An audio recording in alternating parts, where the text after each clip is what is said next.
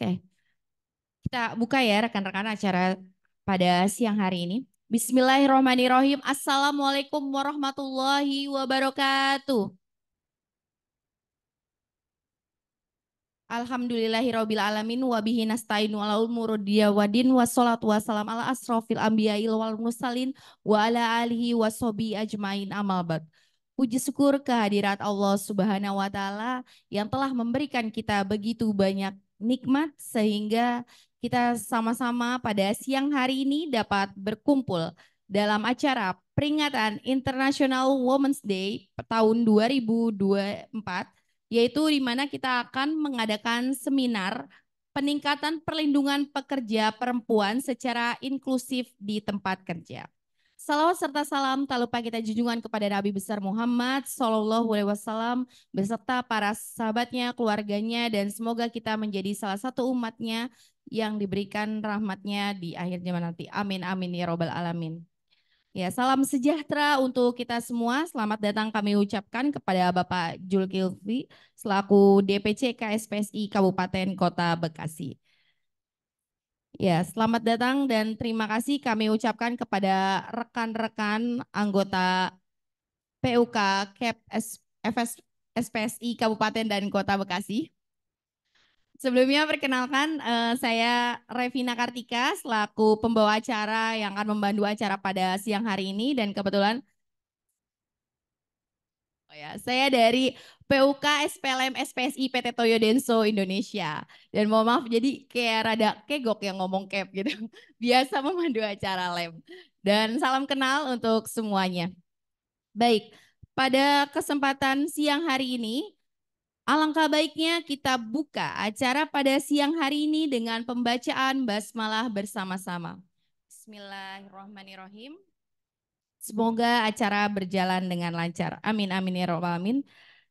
Ya, pada kesempatan hari ini alhamdulillah sudah ada di tengah-tengah kita Bapak Zulkifli selaku perwakilan dari DPC KSPSI Kabupaten dan Kota Bekasi dan Kakak Retno selaku dari Ketua Komite Pekerja Perempuan SPSI Kabupaten dan Kota Bekasi, yaitu yang disingkat menjadi KPPSB ya. Jadi memang bidangnya perempuan. Baik, untuk langsung saja untuk memasuki acara yang pertama yaitu ucapan selamat datang dan pengenalan kegiatan oleh Ketua KPPSB yaitu Ibu Retno. Kepada Ibu Retno waktu dan tempat kami persilakan.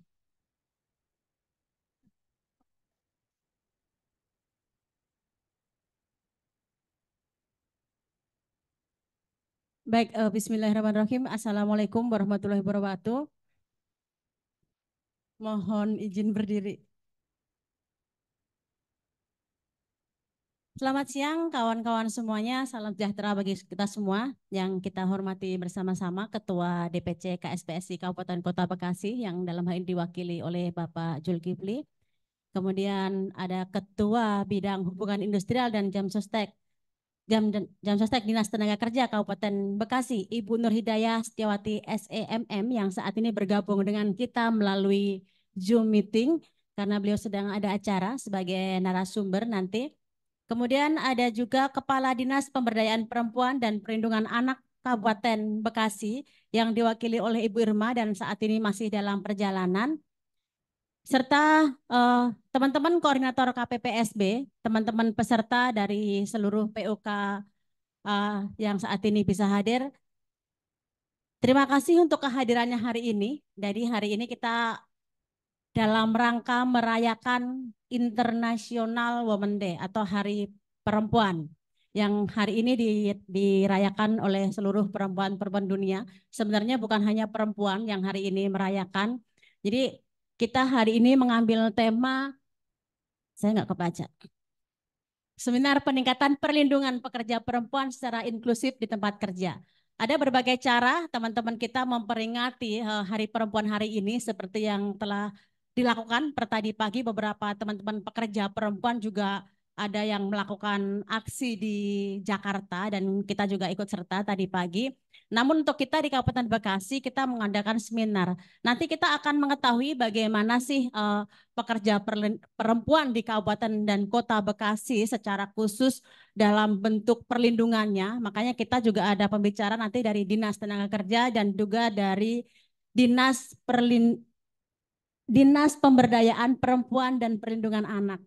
Jangan bilang perempuan diberdaya, anak dilindungi.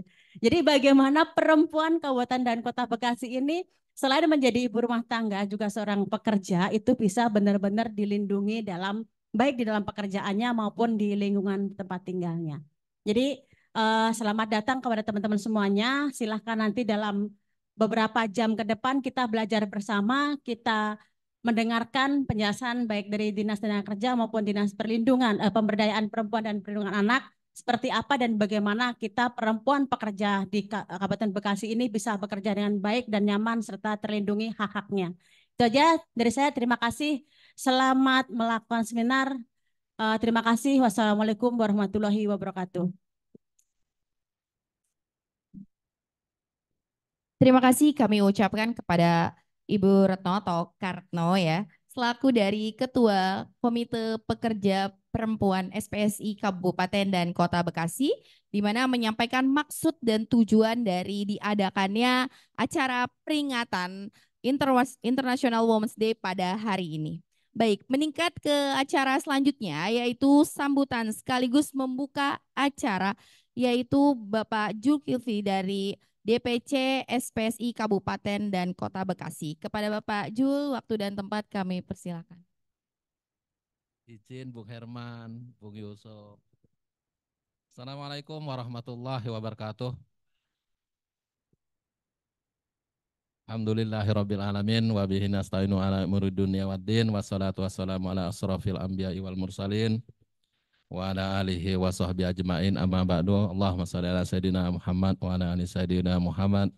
Yang saya hormati Bapak Herman selaku pimpinan Federasi KEP, Bapak Yusuf, Bapak sama Ibu Retno dan kawan-kawan dari PUK, dari perusahaan Serikat Pekerja seluruh Indonesia. Dalam hal ini tentunya kita dari ini sangat bersyukur karena kita bisa memperingati seminar peningkatan perlindungan pekerja perempuan secara eksklusif di tempat bekerja. Di mana dalam hal ini sesuai dengan amanat dari PBB yaitu diperingati setiap tanggal 8 Maret peringatan spesial bagi kaum perempuan. Ini telah dirayakan lebih dari 1 abad. Di mana bahwasanya kongres pertama yang berlangsung pada tahun 1911 ini sementara Perserikatan Bangsa mulai turut merayakan secara eksklusif dari tahun 1975. Tentunya kita ini mempunyai tujuan dan harapan bagi kaum perempuan, bagi pekerja-pekerjaan khususnya. Di mana dalam hal ini tujuan memperingati Hari Perempuan Internasional adalah untuk merayakan pencapaian perempuan di bidang sosial. Di mana ekonomi, budaya, serta politik hari ini juga menandai seruan untuk bertindak hingga mencapai kesetaraan dari perempuan terhadap laki-laki pekerja laki-laki agender di dalam hal ini. Maka dari itu sangat baik acara hari ini di mana kita akan berlangsung sampai selesai. Harapan dan tujuan kita merupakan, silahkan Pak, saya lanjutkan ya. Tentunya kita mempunyai tujuan yang sangat baik dalam hal pelaksanaan Hari Perempuan atau memperingati Hari International Women ya, peringati International Women Day, Hari Perempuan Internasional di Indonesia ini, di mana untuk dan tujuan ya, sebagaimana untuk mencegah praktek-praktek diskriminatif terhadap perempuan dan memastikan agar perempuan mendapatkan haknya baik hak ekonomi langsung seperti upah yang sesuai dengan kebutuhan hidup para pekerja dan jenjang karir maupun hak ekonomi seperti yang tidak langsung seperti hak cuti, hak haid, dan hak menyusui.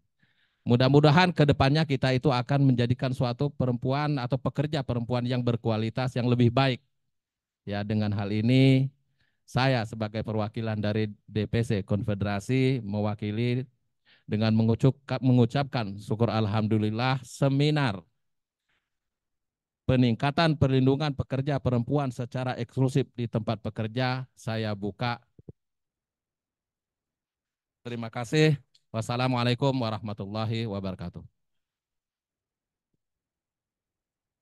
Ya baik, kami ucapkan terima kasih kepada Bapak Zulkifli selaku perwakilan dari DPC SPSI Kabupaten dan Kota Bekasi. Terima kasih Pak sudah membuka acara pada siang hari ini. Baik, sambutan telah terlewati, maka kita akan memasuki acara inti yaitu terkait penyampaian materi yang akan pada siang hari ini disampaikan. Ada 3 materi yang sangat luar biasa. Nah, untuk itu yang pertama, alhamdulillah sudah berada di tengah-tengah kita dari Dinas KPPA, yaitu Ibu Irma Baryani MSI Psikolog, yang akan menyampaikan tentang pencegahan dan penanganan pelecehan dan kekerasan di tempat kerja. Pak Bidari, tepuk tangan dulu untuk Ibu Irma.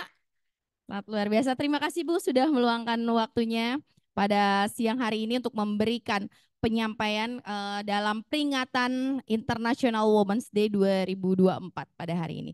Baik, untuk itu kepada Bu Irma langsung saja waktu dan tempat kami persilahkan untuk memberikan materinya pada siang hari ini.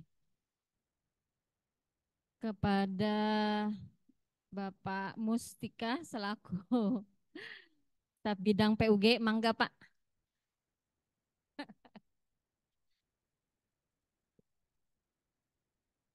Ya, sebelum saya bicara tentang pencegahan dan penanganan kekerasan seksual, saya minta Bapak Mustika untuk istilah prolog ya. Beliau adalah staf PUG di bidang berapa? Bidang 3 ya, Dinas Pemberdayaan Perempuan Perlindungan Anak. Mangga Pak. Terima kasih. Assalamualaikum warahmatullahi wabarakatuh. Puji dan syukur kita panjatkan terlebih dahulu agar kegiatan kita dapat ridho dari Tuhan Yang Maha Esa. Salawat dan salam kita limpahkan kepada baginda kita Nabi Muhammad SAW beserta keluarga, sahabat, serta kita pengikutnya hingga akhir zaman. Yang terhormat Ketua PSI, SPSI Kota dan Kabupaten Bekasi.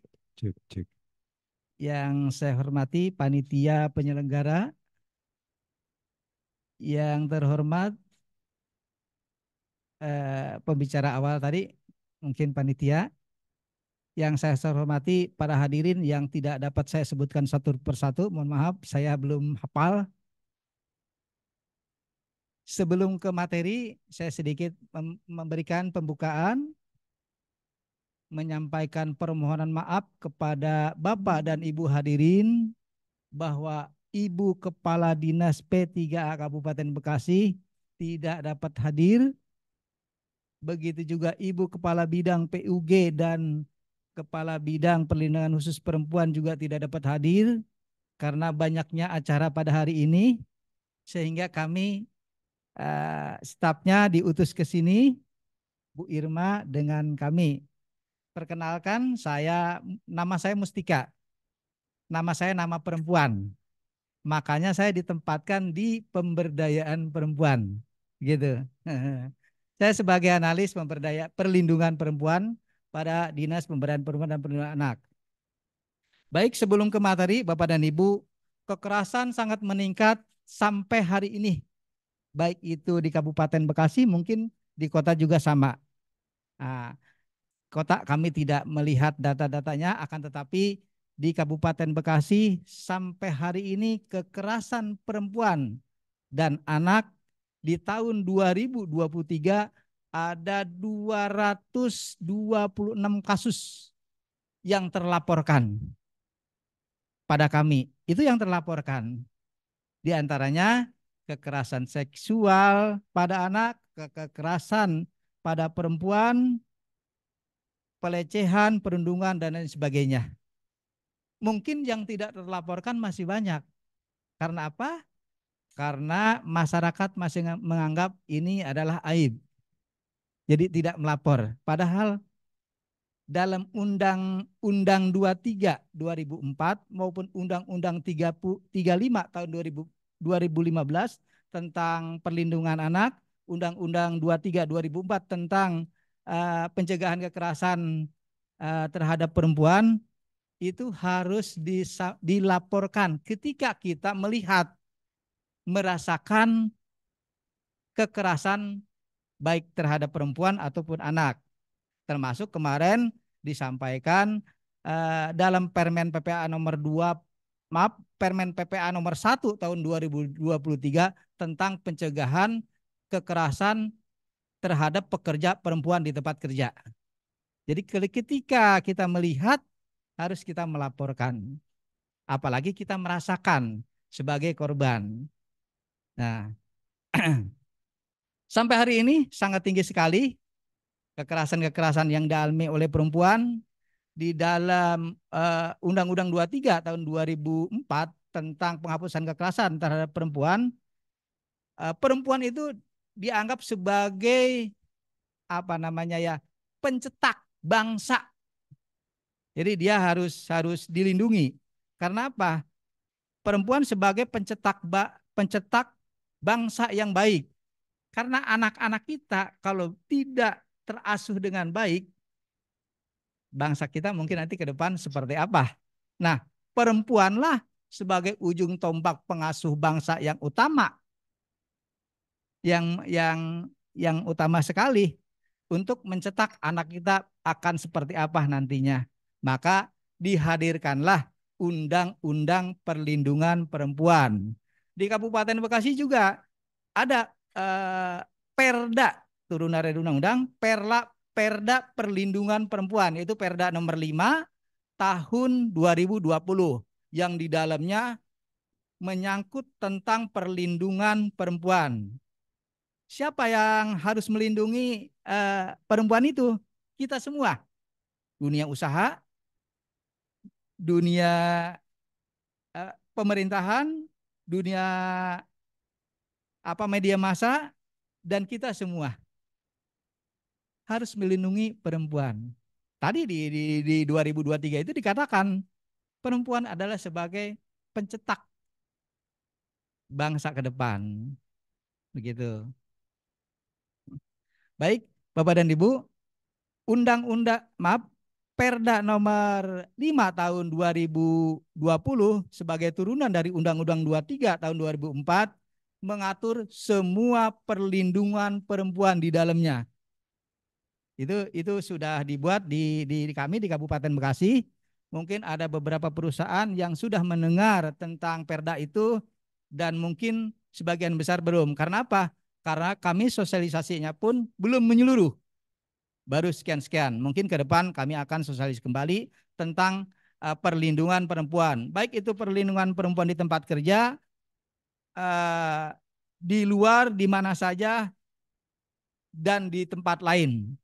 Jadi tidak melindungi pekerja di tempat kerja saja, di mana saja. Begitu. Itu diatur dalam Perda nomor 5 tahun 2020 tentang perlindungan perempuan. Kemudian kekerasan tadi yang disampaikan oleh panitia, nanti kekerasan perempuan di tempat kerja mungkin nanti akan disampaikan oleh Ibu Irma, karena kemarin juga di Kabupaten Bekasi sudah 3 perusahaan, kalau nggak salah itu Merah Delima, NOK dengan Mandom, itu sudah sosialisasi, orang Kementerian PPA sosialisasi tentang rumah perlindungan pekerja perempuan. Nah, kemudian sampai hari ini dari NOK, ada dari NOK? Saya tanya sudah sejauh mana tentang persiapan rumah pekerja perlindungan perempuan di NOK? Ya. Baik. Masih tahap perkembangan ya. Nanti kami minta laporannya ya, karena kami diminta oleh kementerian, juga di Mandom. Mandom ada Mandom? Merah Delima. Bagaimana tentang rumah perlindungan perempuan di Mandom? Karena saya 2 kali loh datang ke Mandom. Awal sosialisasi, ya periode 5. Bagaimana? Oh begitu. Ah, baik ya. Nanti mohon kerjasamanya ya. Karena apa? Karena harus betul-betul terlindungi perempuan pekerja itu. Bukan hanya perempuan pekerja, seluruh perempuan terutama di Indonesia begitu. Baik, Bapak dan Ibu, kemarin 3 perusahaan itu sudah disosialisasikan. Tugas kami hanya kemudian memberikan sosialisasi lagi kepada perusahaan-perusahaan yang lainnya, termasuk yang 3 tadi akan kami undang kembali insya Allah di bulan Juni, insya Allah. Dan kemudian dari hasil kegiatan besok itu harus sudah terbentuk. Di kawasan ini harus sudah terbentuk berapa rumah perlindungan perempuan. Kawasan ini harus ada, tiap kawasan harus ada. Yang nantinya ke depannya sekian puluh tahun ke depan seluruhnya itu harus ada. Begitu. Ya. Nah, kemarin kami ke Merah Delima sebetulnya sudah diarahkan tidak harus membuat lembaga baru, tidak. Hanya namanya saja. Di situ kan ada PUK ya. Nah, orang-orangnya bisa orang-orang PUK untuk melakukan pencegahan kekerasan di tempat kerja. Begitu. Bisa saja orang itu aja gunakan. Tidak harus merekrut orang lain. Mungkin kalau merekrut lain perusahaan kan nambah beban ya. Begitu, yang ada aja. Gitu. Karena apa? Tugas mereka petugas rumah perlindungan pekerja perempuan itu memberikan sosialisasi kepada pekerja-pekerjanya. Bisa saja dengan cara berbagai macam cara ya, dengan membuat banner di setiap pojok-pojok perusahaan atau setiap tempat masuk, ataupun dengan replet yang dibagikan bisa dibaca oleh pekerja di rumah. Karena kalau pekerja itu dikumpulkan di dalam satu ruangan 2 jam aja, perusahaan sudah mengalami kerugian lah gitu katakan. Nah, itu caranya seperti itu ya, menggunakan replet ataupun banner-banner gitu yang dapat dibaca oleh pekerja itu sendiri. Begitu ya. Mungkin hanya itu saja sementara pengantar dari kami untuk Kabupaten Bekasi. Insya Allah ke depan beberapa perusahaan akan kami dari setiap kawasan akan kami undang tentang perlindungan pekerja perempuan. Mulai dari struktur organisasinya sampai dengan tata cara penanganannya.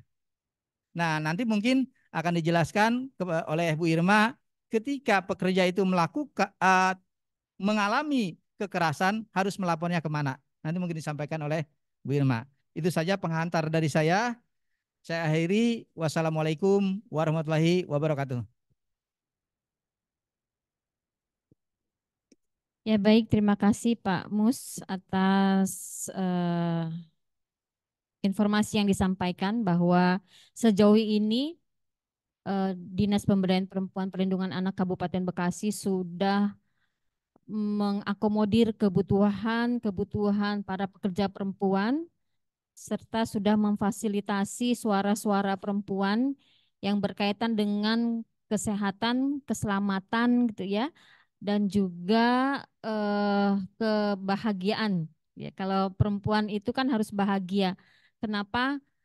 Karena ketika hormon perempuan itu bahagia, rumahnya menjadi sehat. Ya, ya enggak? Jadi kalau saya bilang gini sama ibu-ibu, ibu-ibu kalau sakit jangan ke dokter. Minta dianterin suaminya jalan-jalan kayak ke mall gitu ya. Jalan aja nggak apa-apa karena itu salah satu refreshingnya ibu-ibu gitu ya. Walaupun nggak di sini bapak-bapak nyengir aja ini ya. Tapi kalau bapak-bapak itu bete, dia biasanya larinya cuma satu. Enggak, ke diskotik enggak. Itu di dalam apa otak itu ada namanya nih. kalau perempuan sama laki-laki itu bedanya gini. Kalau di laki-laki ada satu ruangan yang kosong, dia tempat untuk berlari, ya. Tempat berlari itu di mana biasanya? Satu, laki-laki itu biasanya tidur. Kalau udah capek tuh, udah bete, udah ngapa-ngapain tuh tidur seharian, gitu ya. Ini karena saya bicara di sini ada laki-laki juga. Takutnya nanti kok ibu bicaranya perempuan mulu sih? Kan ada laki-laki gitu ya. Lalu dia kalau lagi bete mancing, gitu ya. Terus kalau lagi bete lagi dia melakukan kesenangannya apa? Ya, yang hobinya dia naik motor gitu ya, naik motor jalan-jalan, pokoknya yang kemana touring dan segala macam. Nah itu hobinya laki-laki yang menghilangkan ya. Kalau perempuan apa hobinya? Ketika dia lagi dalam kondisi lelah, capek, apalagi lelah batin gitu ya. Ah itu daripada sampahnya keluar kemana-mana dan mempengaruhi ketenangan rumahnya, maka dibuang sampah itu dengan baik gitu ya, ke tempatnya yang baik. Entah dipeluk sama suaminya, entah dia jalan-jalan ke mana gitu ya. Atau dituntun aja sama suami, mah kita ke toko mas, mau kemana mas? Langsung sehat ya, jadi nggak usah ke dokter ya. Jadi ini ya, perempuan di ini hari Women's International Day ya. Ini yang keberapa? Yang keberapa tahun? Oh, 1975. Wah, udah lama ya. Oh, 1908 malah ya. Ya, jadi berarti seluruh dunia sedang merayakan ini, ya, sedang memperingati Hari Wanita Sedunia. Ya, nah, apa yang sudah dicapai dari perempuan-perempuan tangguh ini, perempuan-perempuan hebat, ya, karena sejujurnya perbedaan fisik antara perempuan dan laki-laki udah beda kelihatan, gitu ya. Terus secara tugas fungsi pun sudah berbeda. Tapi perempuan bukan berarti berpangku tangan ketika si suami atau laki-laki yang ada di rumah itu dalam kondisi tidak berdaya. Jadi si perempuan ini dikasih hormon sama Tuhan gitu ya. Hormon yang membuat dirinya bergerak dalam keadaan tidak berdaya. Ya. Jadi tidak ada perempuan yang dalam keadaan berdaya itu, ya, ini jarang ya, jarang. Jarang ada yang perempuan yang langsung bunuh diri gitu, jarang. Kenapa? Karena itu memang hormonnya sudah diberikan gitu ya, hormon ketangguhan ini sudah ada di perempuan gitu ya. Nah, perempuan yang tidak berpangku tangan ini adalah para perempuan-perempuan pekerja, ya, yang perlu juga dibantu, diarahkan, dilindungi, diberikan kesenangan, diberikan kebahagiaan, biar produktivitasnya semakin baik gitu. Ya. Iya, kalau perempuan bahagia, itu rumah bersih. Ya enggak? Makanan enak. Ya. Nah, inilah yang harus kita pahami ya dalam memahami psikologis perempuan secara komprehensif sudah terlihat terlebih dahulu dari fisiologisnya. Ya. Kenapa sih harus perempuan ini seperti ratu gitu ya? Yang harus diberikan apa istilahnya? Fasilitas yang lebih. Kenapa? Karena ada kehidupan di dalam dirinya, ada generasi di dalam dirinya. Ya, kalau bapak-bapak kan nggak mungkin bisa melahirkan, ya paling bisa menabung. Kalau ibu-ibu yang melahirkan, nah inilah yang diberi keistimewaan saat perempuan itu bekerja. Apa keistimewaannya? Adanya masa cuti haid, ya enggak? Nah, adanya masa cuti hamil ada nggak yang waktu sebelum? Oh nggak ada ya? Oh, belum ya. Masa melahirkan gitu ya. Fase 6 bulan menyusui.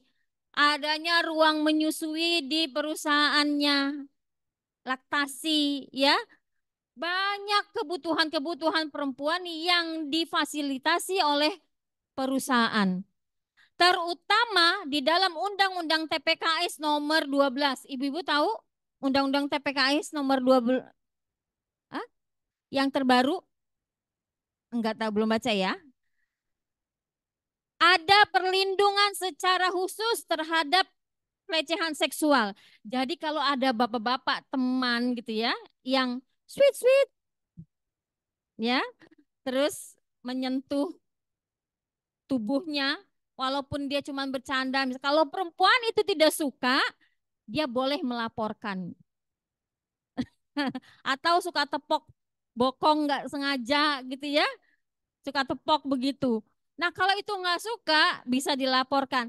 Ini salah satu perlindungan perempuan dari pelecehan seksual.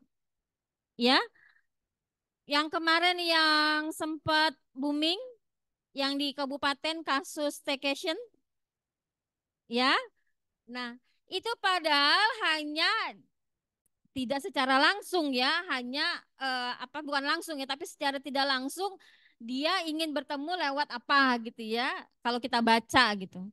Nah, itu sudah menjadi salah satu indikasi ya adanya sesuatu yang membuat perempuan ini merasa tidak dihargai gitu.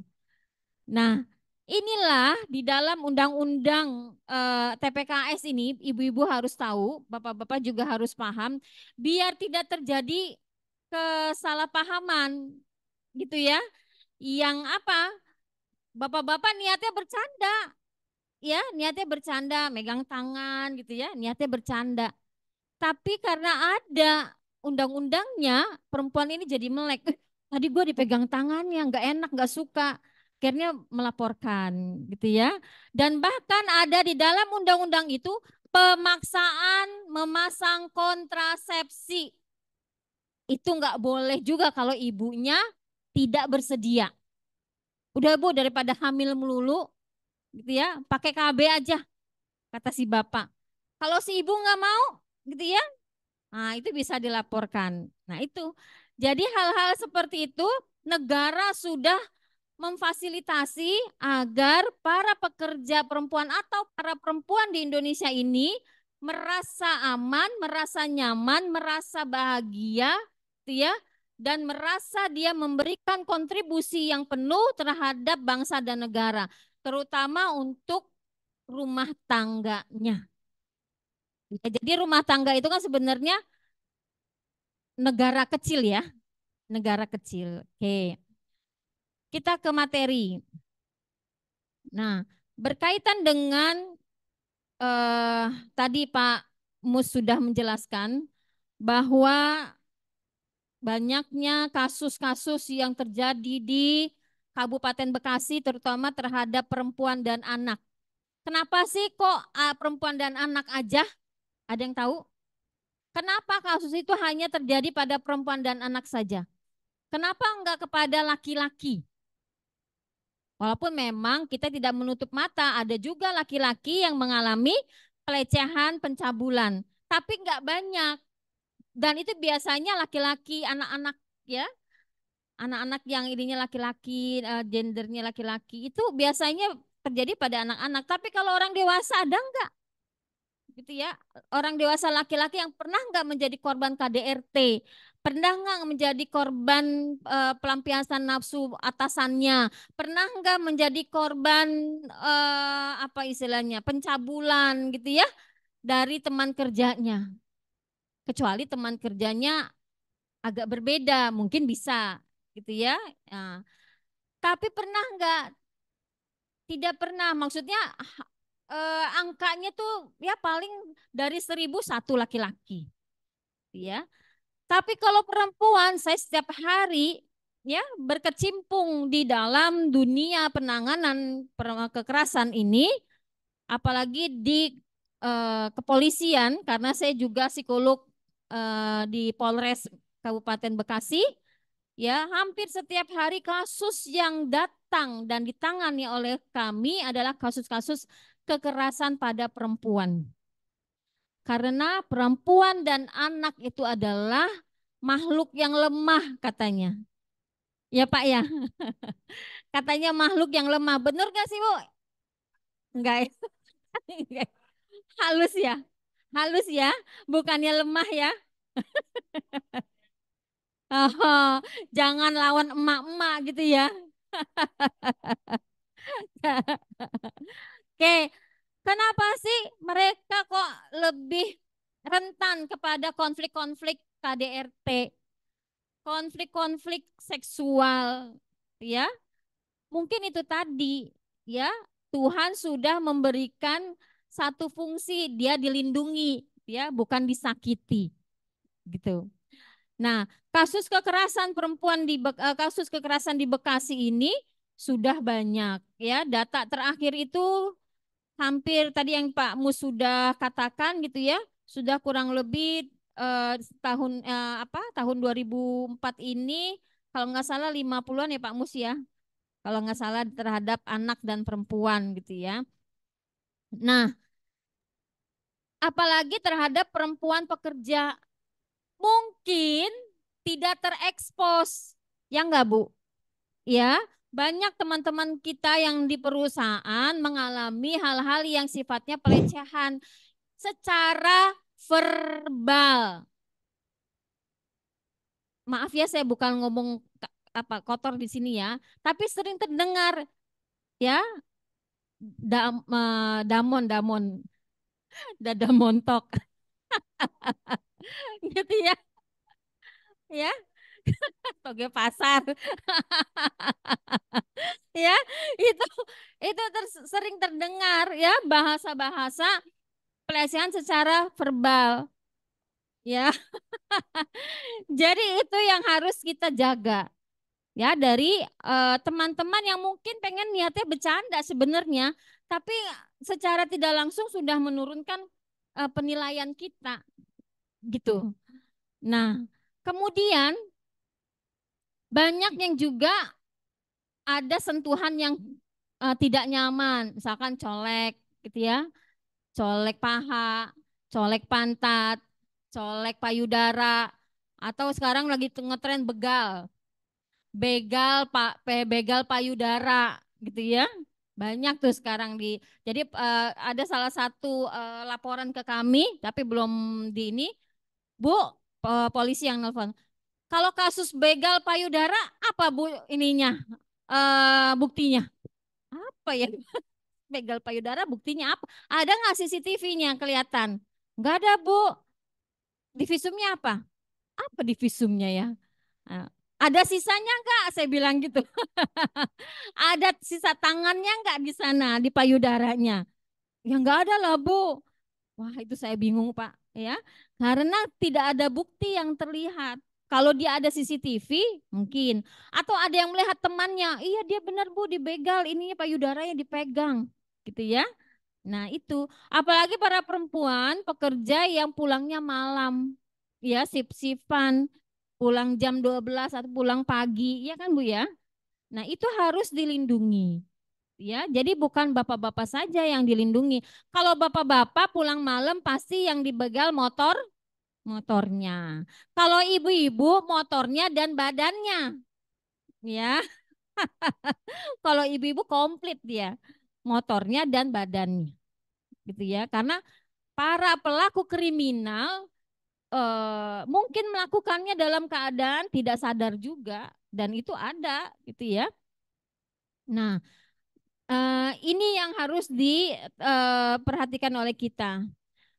Kekerasan berbasis gender online, pernah nggak nih siapa yang dulu pernah punya pacar gitu ya? Pacarnya minta pap, kalau bahasa sekarang pap itu apa ya? Kirim gambar dong gitu. Pap dong, pap apanya? Pap itumu gitu. Nah itu ketika kita berpacaran gitu ya, nah kita pikir dia pacar kita, dikirimlah apa yang dia minta gitu ya, gambar itu. Ternyata besoknya gambar itu masuk ke ruang publik, ke medsos ya, dan dia melakukannya untuk memeras. Kirimin gue duit dong, kalau enggak foto lu yang ini gue kirim. gue sebar. Ya, walaupun kena undang-undang ITE gitu ya. Tapi kan para korban nggak berani juga ngelaporinnya apa? Karena malu, ya, malu. Akhirnya apa? Akhirnya ya tadi pemerasan berjalan terus, gitu ya. Akhirnya pemerasan berjalan terus dan dia nggak berani melaporkan karena akan terlihat bukti-bukti itu. Nah, ini namanya kekerasan berbasis gender online. Jadi KBGO ini sudah beredar di para perempuan-perempuan yang memang punya pacar yang notaben pacarnya tidak bekerja misalkan gitu ya. Atau pernah satu kasus dia sudah berumah tangga ya sama si suami ini ketika berhubungan di video ya direkam. Ada konflik, dia bilang kalau lu minta cerai, ini gue kirim nih gambar ini. Gitu. Jadi dia nggak mau berpisah, tapi istrinya udah nggak suka, ada kekerasan gitu ya. Akhirnya diancamnya dengan apa? Diancamnya dengan video tersebut. Ya.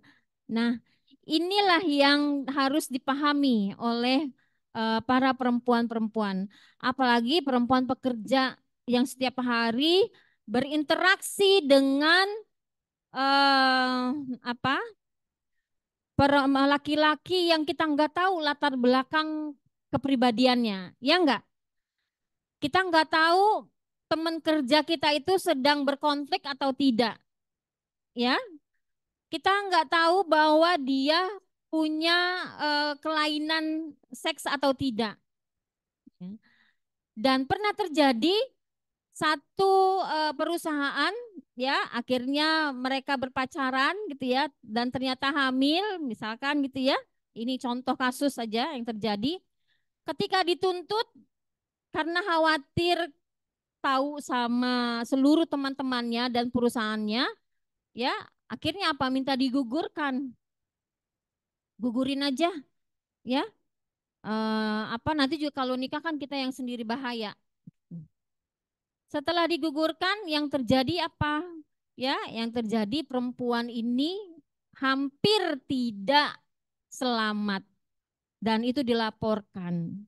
Ya. Jadi kasus-kasus seperti ini sebenarnya ada di ranah publik terutama di perusahaan-perusahaan yang karyawannya banyak, ya enggak, Pak? Ya. Ibu juga mungkin pernah mendengar gitu ya curhatan dari temannya, pernah melihat perilaku yang tidak baik di perusahaan yang tidak nyaman, kok ada teman gue diginin diem aja gitu ya. Nah ini yang harus diberikan pemahaman tentang kasus-kasus kekerasan berbasis gender. Nah kerentanan perempuan apa sih? Perempuan itu tadi katanya halus ya, perasaannya halus, maka dikategorisasikan dia lemah ya. Kalau konflik terhadap suami, biasanya yang menjadi konflik teratas adalah ekonomi, ya enggak? Ya, bukan konflik-konflik terkait oh, oh jadi gimana ini? Ini slide, ini berapa nih? 77. Slide 7, Pak. Ketinggalan ya, Pak.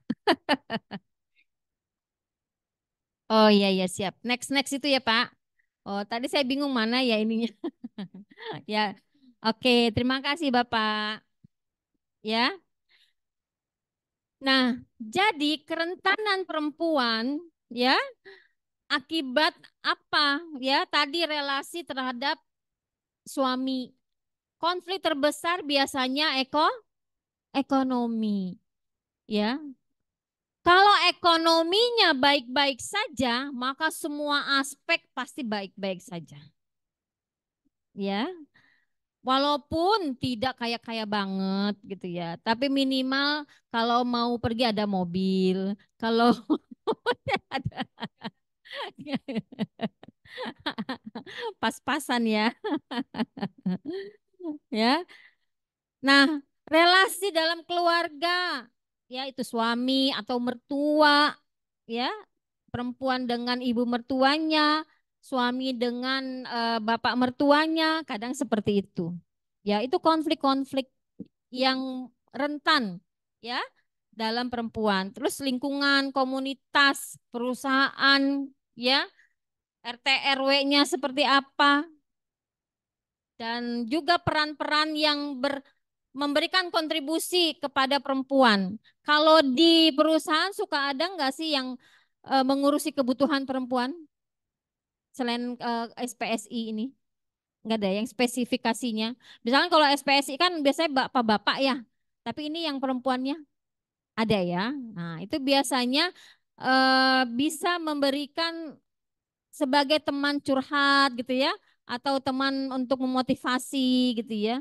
Nah, ini makanya RP3 itu ya Pak ya, salah satunya untuk itu ya di perusahaan, biar dia tidak keluar masalahnya, tetap ada di dalam perusahaan penanganannya. Begitu. Ya. Nah, lalu masalah perlindungan perempuannya, adanya pernikahan anak belum berusia 19 tahun ya atau 20 tahun lah, anak sudah menikah ya, pernikahan dini ya, kekerasan dalam rumah tangga, adanya nafkah yang tidak diberikan oleh suami atau nafkah yang tidak diberikan oleh istri ya. Ada komunitas namanya PK, perempuan sebagai kepala keluarga. Ya, ada namanya komunitasnya PK. Gitu ya. Mau daftar? Ya, dia perempuan sebagai kepala keluarga. Nah, itu disupport gitu ya, disupport biar dia secara walaupun ada suaminya masih ada gitu ya, tapi karena ketidakberdayaan secara ekonomi gitu ya, maka akhirnya perempuan yang istrinya yang maju misalkan gitu ya. Nah, maka dia masuk ke dalam kategori komunitas peka ya. Kalau perempuan yang sudah ditinggal suaminya kan udah memang kebutuhan yang harus diupayakan gitu ya. Tapi kalau belum suaminya masih ada, tapi dia mencari apa istilahnya nafkah gitu ya. Nah, maka itu harus difasilitasi oleh negara. Biar apa? Biar suaminya ikut berdaya juga gitu ya. Lalu diskriminasi di ruang publik. Ya, perdagangan orang. Biasanya kalau perdagangan orang ini rata-rata perempuan ya. Ya, kalau laki-laki biasanya ada nggak Pak? Nggak ada ya. TPPO-nya laki-laki nggak ada. Kalau jalan-jalan ke kabupaten tuh ya ada di pinggir-pinggir apa Pak? Ya, itu masuk TPPO eh, kecuali dalam kategori anak ya, anak di bawah umur. Nah, itu bisa jadi juga dia TPPO kalau yang pernah lewat di sana lihat ada anak wanita muda melayani laki-laki. Nah, kita harus aware gitu ini usianya berapa gitu ya. Nah, itu jadi perdagangan-perdagangan perempuan yang ke Korea, kemana lagi? Ke Jepang ada ya? Ke Jepang, ke Arab yang paling banyak ya, ke Arab secara ilegal, ya, atau ke Taiwan secara ilegal juga, ya. Kalau legal mah dari pemerintah ya, tapi kalau ilegal kan dia lewat yang jalan-jalan ini ya, tikus gitu ya. Nah itu membahayakan, ya. Trafficking di Indramayu gitu ya banyak kasusnya penjualan perdagangan wanita gitu ya. Nah, kalau di kabupaten ada nggak Pak? Nggak ada ya. Tahun ini belum ada ya di kabupaten. Ya, mudah-mudahan tidak ada trafficking. Tapi kita pernah menjemput ya Pak TKW dari Arab Saudi Pak ya. Dari Arab Saudi minta dijemput, minta di sana minta dipulangkan karena kondisi yang tidak nyaman. Dia katanya dikasari dan segala macam gitu. Dan ternyata datangnya pun tidak secara resmi. Nah, ini yang bahaya. Ya. Lalu dampaknya apa? Kalau ini yang menderita luka berat, kalau ada kekerasan ya, terus adanya gangguan jiwa berat, kalau terus-menerus disiksa, terus-menerus dilakukan pelecehan gitu ya. Nah, itu gangguan berat, jiwa yang berat, penyakit menular, HIV dan teman-temannya gitu ya. Lalu adanya kehamilan. Dulu saya pernah menangani eh, pemeriksaan anak-anak TKW yang baru pulang. Jadi di bandara standby-nya. Jadi ada salah satu agensinya datang ke tempat itu kita yang dinaungi oleh lembaga tenaga kerja di Snakernya juga Pak. Jadi dia bawa anaknya cantik gitu ya. Dan si ibu itu bilang saya nggak mau bawa ke rumah. Saya nggak mau bawa ini ke rumah karena saya udah punya suami. Jadi tolong anak ini difasilitasi. Nah, akhirnya ya kita mencoba untuk menampung itu. Dan ternyata lumayan cukup banyak gitu ya yang perempuan-perempuan pulang dari sana. Dan saya juga pernah di PJTKI waktu itu sebagai autor korespondensi surat menyuratnya. Ternyata tiba-tiba ada telepon, "Ibu, tolongin saya. Masa saya nggak boleh pakai celana dalam tidurnya?" Ini cerita saya dulu ya. "Masa kamu gimana? Di mana?" "Saya di Bahrain, Bu." Wah, ya udah akhirnya saya coba fasilitasi ngomong sama pimpinan untuk coba ini dipindahin aja gitu ya bosnya. Nah, kalau enggak gitu kan kita enggak tahu ya. Nah, ini makanya perempuan-perempuan itu ketika dalam kondisi tidak nyaman, ada bahaya harus bicara. Ya, harus mengadu. Jangan didiamkan saja walaupun ada ancaman sifatnya. Ya, perempuan itu kalau diancam sedikit aja pasti akan ya dia luluh gitu ya. Anak terutama. Kalau ancamannya kepada anak, gitu ya, kepada keluarga, itu biasanya dia berkorbannya tinggi. Nah, ini dampak-dampaknya ya. Lalu sumber solusi terbesarnya apa? Adanya pendampingan hukum, bantuan hukum, layanan hukum. Jadi nanti di RP3 ya Pak ya, nanti bekerja sama kan ya Pak dengan advokasi hukum gitu ya. Advokasi hukum dan advokasi psikologis ya Pak ya, nanti di RP3. Makanya berharap di setiap perusahaan dibuat itu ya RP3-nya biar masalah-masalah yang berkembang di perusahaan bisa teradvokasi secara dini gitu ya dan tidak mengganggu kontribusi para pekerjanya ya baik pekerja laki-laki ataupun pekerja perempuan begitu ya. Next. Nah, dasar hukum perlindungan perempuan dan anak ini tadi sudah Pak Mus bilang ya, sudah disampaikan. Undang-Undang nomor 23, Undang-Undang nomor 21, Undang-Undang nomor 44, Undang-Undang nomor 35, 31, bahkan Undang-Undang TPKS tadi ya, nomor 12 tahun 2022, lalu peraturan Kemen PPA, peraturan Permendikbud ya yang terjadi di sekolah atau di kampus gitu ya. Peraturan Menteri Tenaga Kerja nomor 88. Nah, ya. Lalu peraturan Menteri Pemberdayaan Perempuan, Perlindungan Anak nomor 1, Perda nomor 5, lalu Perda nomor 2. Ini sudah menjadi acuan dasar dalam melakukan perlindungan perempuan dan anak.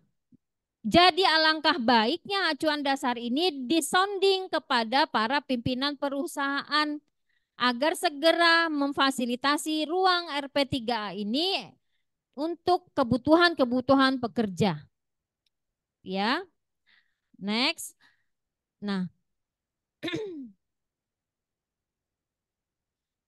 penyelenggaraan pelayanan terpadu ini di mana? Kalau di kabupaten ada di DP3A gitu ya, bekerja sama dengan Disnaker ya Pak ya. Bekerja sama dengan Disnaker gitu ya. Lalu dengan perusahaan-perusahaan ya Pak ya. Ikatan perusahaan apa namanya? Kawasan pekerja ya. Nah, itu bekerja sama. Nanti diadvokasi difasilitasi oleh apa lembaga pelayanan gitu ya, pencegahan penanganan perempuan, misalkan UPTD PPA ya. Mitra-mitra UPTD PPA apa? Ada puskesmas, ada rutan, ada semua kejaksaan, semua unsur-unsur yang terkait dengan stakeholder yang berkaitan dengan perlindungan perempuan itu akan bersama-sama gitu ya, melakukan advokasi terhadap kebutuhan perlindungan perempuan. Gitu. Jadi jelas nanti larinya kebutuhannya kemana gitu ya. Jangan kalau tidak ada RP3 atau tidak ada sistem, maka ketika ada seorang perempuan pekerja yang merasa ya tidak terlindungi di pekerjaannya, dia akan bingung kemana larinya. Ya enggak Bu? Ya, misalkan dia dilecehkan, ya dia bingung ngadunya kemana, malu, takut dikeluarin dan segala macam. Ya, tapi kalau sudah ada sistemnya, ketika dia dilecehkan, dia mengadu, maka dia dijamin tidak akan dikeluarkan. Ya, karena Disnaker sudah punya keputusan itu ya Pak ya. Kalau ada perempuan yang dilecehkan di perusahaan gitu ya, baik itu oleh pekerjanya sendiri atau oleh pimpinan yang lain ya, maka itu akan diadvokasi sebaik mungkin. Nah, jadi bukan perempuan yang sudah dilecehkan, dia dibully, dikeluarin. Ya, itu lebih parah lagi. Khawatir tadi bisa jadi dia gangguan berat jiwa atau dia bunuh diri karena saking malunya. Ya, sudah dilecehkan, dia laporin malah menyebar kemana-mana gitu. Makanya kekuatan media sosial itu sebaiknya ditahan dulu kalau untuk cerita-cerita yang akan merugikan orang lain. Ya, kayak kasus-kasus perempuan. Oke, ingin naik, tapi jangan jangan di blow up dulu pakai media. Dicari dulu caranya yang lain. Ya, ketika sudah mentok dan ada persetujuan dari perempuan ini, dari korban ini boleh. Tapi sudah ada upaya dahulu begitu. Ya. Nah, next ya. Di Undang-Undang TPKS, lahirnya Undang-Undang TPKS ini peraturan yang berkaitan dengan kekerasan seksual. Ini sampai jam berapa ya, Pak? Oke. Oh, saya yang ini ya. Ini. Nah, di Undang-Undang TPKS ini yang tadi saya katakan ya, bahwa seputar kasus kekerasan merupakan fenomena gunung es. Makanya peraturan yang berkaitan dengan kekerasan seksual harus optimal. Ya. Kenapa? Karena setiap orang berhak mendapatkan perlindungan. Ya. Lalu asasnya apa? Penghargaan, ya, non diskriminasi, kepentingan untuk korban. Tujuannya mencegah segala bentuk kekerasan seksual yang terjadi di wilayah atau di ranah pekerja. Gitu. Ya. Nah, TPKS. Nah, ini adanya pelecehan seksual non fisik, pemaksaan kontrasepsi. Nah, ibu-ibu ini boleh nih ya di foto atau tapi kan nanti ada ya dikasih boleh nih Pak materinya ya. Oh, sudah di-share ya. Sampai jam berapa saya? Oke, siap. Ya. Jadi itu yang harus dipahami. Lalu alat bukti TPKS apa? Ini alat bukti yang harus kalau misalnya ibu-ibu atau bapak-bapak melihat sendiri temannya menjadi korban gitu ya. Nah, harus punya alat bukti ini yang untuk dijadikan pelaporan ke Polres atau ke Polsek. Gitu ya. Misalkan temannya dilecehkan gitu ya secara verbal, harus ada buktinya, rekaman gitu ya. Materi sama repot. Saya bilang saya pembukaan aja ya, pembukaan saya mau ke KPU dulu. Materinya kan seru ya kalau urusan keluarga gitu. Oke, ini ya, jadi inilah yang harus dipahami. Dan mudah-mudahan sampai segitu aja ya apa yang kita pahami hari ini. Intinya penyediaan rumah perlindungan pekerja perempuan di tempat kerja itu harus upayakan untuk hal yang ada. Biar memang apa? Biar tadi kebutuhan permasalahan perempuan di tempat bekerja di kerjanya bisa difasilitasi dan diadvokasi dengan baik secara sistem. Mungkin itu saja dari kami, mudah-mudahan bermanfaat. Dan kalau misalnya memang nanti ada ranah-ranah diskusi lagi, boleh sebagai Bapak Ibu gitu ya untuk menggali informasi kembali kepada kami di Dinas Pemberdayaan Perempuan dan Perlindungan Anak. Terima kasih. Wassalamualaikum warahmatullahi wabarakatuh. Terima kasih kepada Bu Irma Baniani MSI Psikolog dan juga Bapak Mustika perwakilan dari Dinas P3A di mana sudah dipaparkan ya terkait tentang pencegahan dan penanganan pelecehan dan kekerasan di tempat kerja. Seperti adanya sudah disampaikan RP3 termasuk dalam solusi ya Bu ya, insya Allah. Dan semoga rekan-rekan yang sudah mengkaji terkait pembentukan dari RP3 tersebut atau Rumah Perlindungan Pekerja Perempuan bisa terlaksana dan bisa segera berdiri seperti itu ya. Dan semoga Kabupaten Bekasi ini menjadi tempat perlindungan terbaik khusus untuk pekerja perempuan dan semoga tidak ada kejadian yang tidak diinginkan. Baik, kesempatan untuk bertanya ya Bu kepada rekan-rekan sekalian jika ingin ada yang ditanyakan kami berikan kesempatan untuk bertanya kepada Ibu Irma atau Bapak Mustika pada kesempatan siang hari ini. Silakan dari teman-teman SPSI. Oh ya, baik Bung Herman. Gak usah pakai mic ya? Oh ya dah. Waalaikumsalam warahmatullahi wabarakatuh.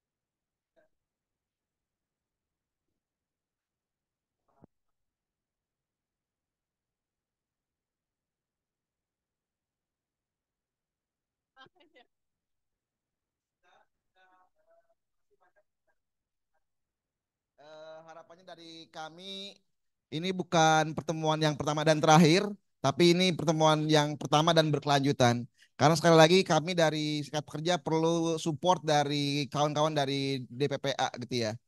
Nah, ada dua hal yang ingin saya pertanyakan.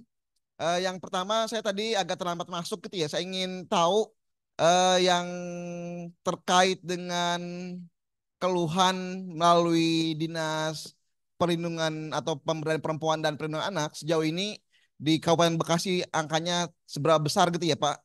Kalau ada datanya misalnya 2 atau 3 tahun terakhir saya kira itu menjadi penting buat kami sebagai bahan evaluasi. Nah yang kedua pasti terkait dengan pembentukan RP3. Nah RP3 ini memang ada beberapa perusahaan yang sudah dikunjungi dan memang kita dorong untuk terbentuk RP3 gitu ya. Tapi kalau boleh kita tahu di tempat mana saja yang sudah terbangun RP3 gitu ya, yang kita bisa jadikan semacam role model atau contoh bagi perusahaan-perusahaan lainnya. Saya kira itu dua hal yang penting dan sekali lagi terima kasih banyak atas kehadirannya. Mudah-mudahan kita bisa bertemu dan bisa berdiskusi lebih lanjut. Terima kasih. Wassalamualaikum warahmatullahi wabarakatuh. Waalaikumsalam warahmatullahi wabarakatuh.